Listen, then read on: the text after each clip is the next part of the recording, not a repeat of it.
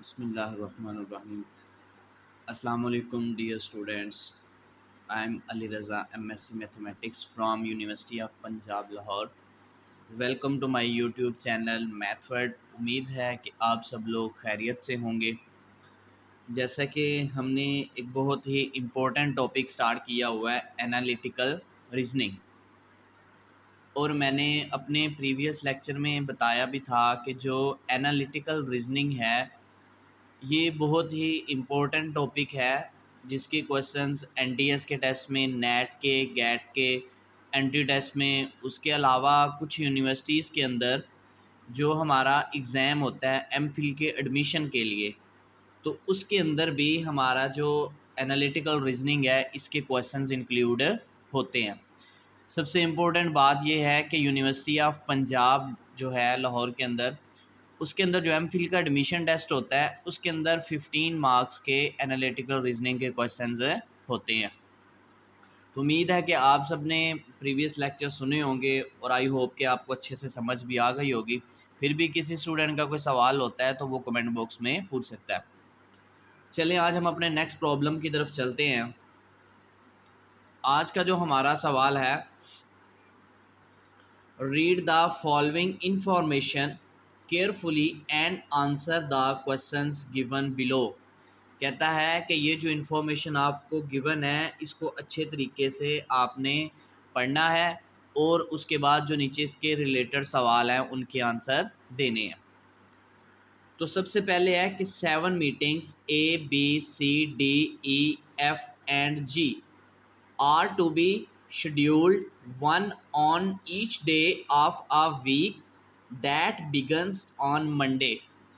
कहता है कि हमारे पास 7 मीटिंग्स हैं ABCDEF एंड G, जो कि शेड्यूल्ड हो रही हैं हमारे, यानी कि एक वीक में, पूरे वीक में ये सातों मीटिंग्स हमारी हेल्ड हो रही हैं, यानी कि मुनक्कद हो रही हैं।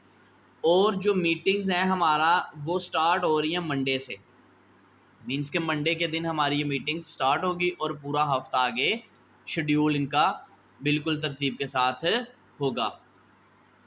जिसमें सबसे पहले जो कंडीशंस हैं हमारे पास, हम उनको रीड करते हैं। पहली कंडीशन है हमारे पास के meeting A must take place on Monday.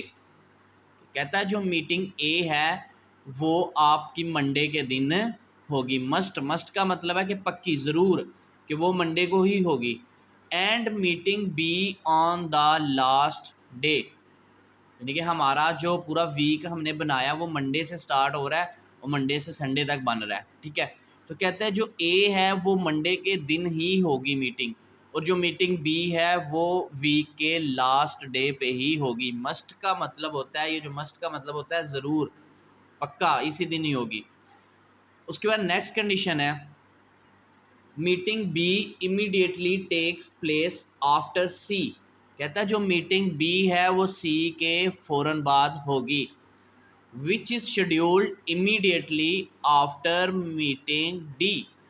और कहता है जो सी है वो डी के फ़ौरन बाद होगी। ये थोड़ी कंसेप्चुअल है कि कहता है जो मीटिंग बी है वो सी के फ़ौरन बाद होगी और जो सी है वो डी के फ़ौरन बाद आएगी, ठीक है।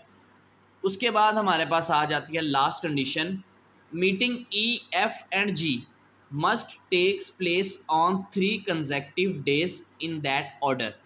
कहता है ये जो ई एफ और जी जिस ऑर्डर में ये यहाँ पे लिखे हुए हैं ना, इसी ऑर्डर में ये वहाँ पे जो 3 दिन बाकी बचते हैं वहाँ पे आ जाएंगी, यानी जैसे ई पहले फिर एफ फिर जी, इसी तरतीब के साथ।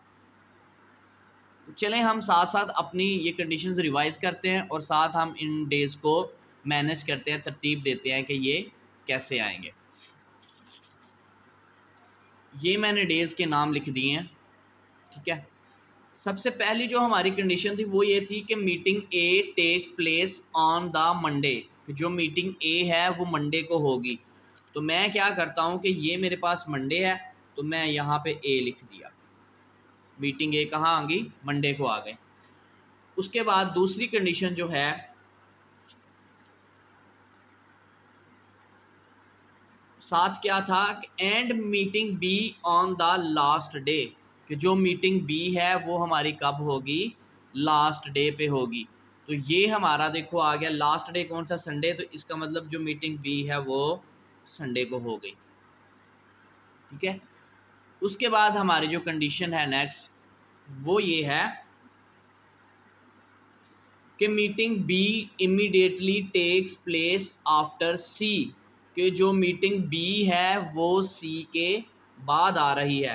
तो इसका मतलब है कि फिर बी यहाँ पे आ रहा है तो सी यहाँ पे आएगा, क्योंकि सी के बाद इमीडिएट, सी के इमीडिएट बाद बी आ रही है। और which is scheduled immediately after meeting D, और कहता है जो सी है वो मीटिंग डी के फौरन बाद आ रही है। तो मतलब कि ये जो हमारी मीटिंग सी है ये डी के फौरन बाद हो तो फिर डी की ये पोजीशन होगी। ठीक है, चलें जी। अब उसके बाद जो नेक्स्ट हमारी लास्ट कंडीशन थी वो ये थी कि meeting E F G must take place on 3 consecutive days in that order, कि जो हमारे पास मीटिंग ई एफ जी है ये इसी ऑर्डर के साथ ही जो बाकी 3 दिन है वहाँ पे लिख देनी है, कि यानी कि ऐसे आ जाएगा ये ई एफ और जी, ऐसे था ना, ई फिर एफ फिर जी। तो ये हमारा बन गया इनकी मीटिंग्स की तरतीब के किस दिन पे कौन सी मीटिंग्स होगी। चलें जी, अब हमारा जो पहला सवाल है आज का वो ये है कि which is the earliest day of the week on which meeting C can take place, कि कहता है कि हमारा वीकेंड में जो वीक है हमारा उसमें ऐसा कौन सा दिन है जिस दिन मीटिंग सी होगी। नीचे ऑप्शन है वेडनेसडे, थर्सडे, फ्राइडे, सैटरडे। तो आपने सिंपल क्या करना है, अभी जो आपने टेबल बनाया था इनको तरतीब दी थी आपने वहाँ पे देख लेना है इसको सिंपल। तो आपने यहाँ पे देखा कि जो आपका सी था, सी का पूछा हुआ है ना कि किस दिन पे है, तो आपने देखा आपका ये जो सी है वो किस दिन आ रहा है, सैटरडे को। तो फिर आपका जो करेक्ट आंसर होगा यहाँ पे वो कौन सा होगा, ऑप्शन डी, सैटरडे, कि सैटरडे के दिन हमारी जो मीटिंग सी है वो होगी। उसके बाद नेक्स्ट सवाल है, नेक्स्ट सवाल हमारा ये है कि which of the following must be true about order of meeting, इसमें से बताओ कि जो हमारा ट्रू ऑर्डर है वो कौन सा है। सबसे पहला है कि सी takes place immediately after a, कहता है जो सी है वो ए के बाद आ रहा है। तो आपने यहाँ पे देखते जाना है, ये देखो जो सी है वो तो डी के बाद आ रहा है, तो इसका मतलब जो ऑप्शन ए है हमारा,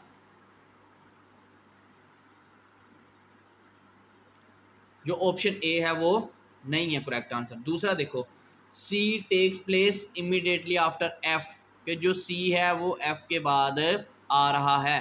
तो ये देखो ये जो सी है ये एफ के बाद नहीं आ रहा, इसका मतलब ये दूसरा ऑप्शन भी गलत हो गया।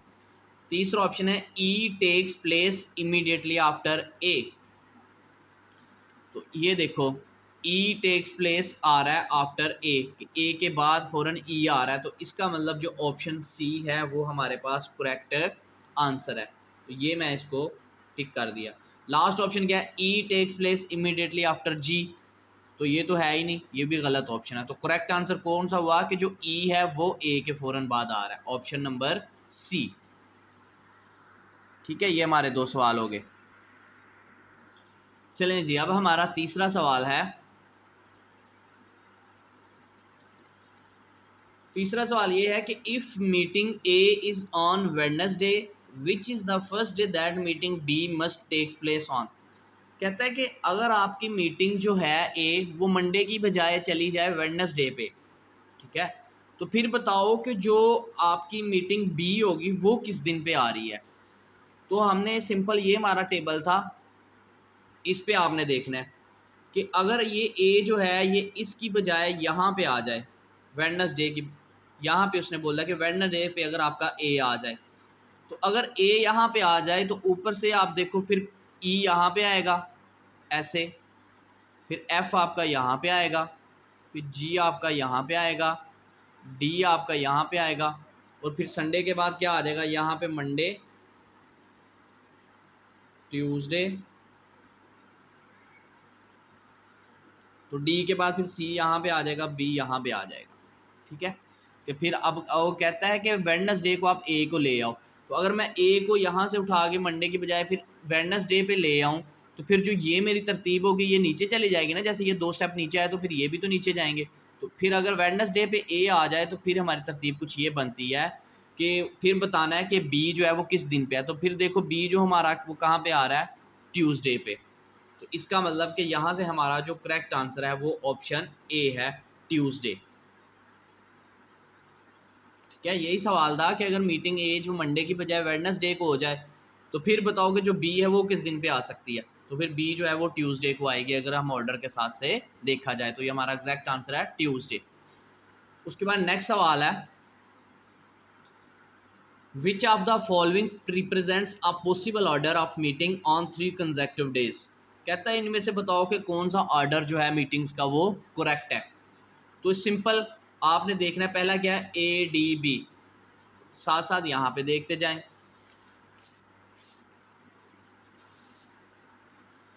यहाँ पे देखते जाएं कि ए डी बी ये तो कोई ऑर्डर ही नहीं बन रहा, तो इसका मतलब पहला ऑप्शन गलत है हमारा। दूसरा क्या है बी सी एफ, तो यहाँ पे देखा जाए अगर बी सी ये भी गलत है ऑर्डर। तीसरा क्या है डी ई ए, तो इसका मतलब है कि हमारा डी ए ये भी कोई ऑर्डर नहीं बन रहा। फिर क्या है ए ई एफ, तो ये देखो ए ई एफ यानी कि ये हमारा ऑर्डर बन रहा है, तो इसका मतलब हमारा जो करेक्ट ऑर्डर बन रहा है वो कौन सा ऑप्शन डी। लास्ट सवाल है आज का, which meeting will be held on Friday. Friday को कौन सी मीटिंग आ रही है। सिंपल आपने अपने टेबल पे चले जाना है, तो फ्राइडे ये रहा फ्राइडे, फ्राइडे को कौन सी आ रही है डी, तो यहाँ से आपका ऑप्शन डी जो है करेक्ट आंसर है होगा। तो ये था हमारा आज का लेक्चर, उम्मीद है कि आपको अच्छे से समझ आ गई होगी।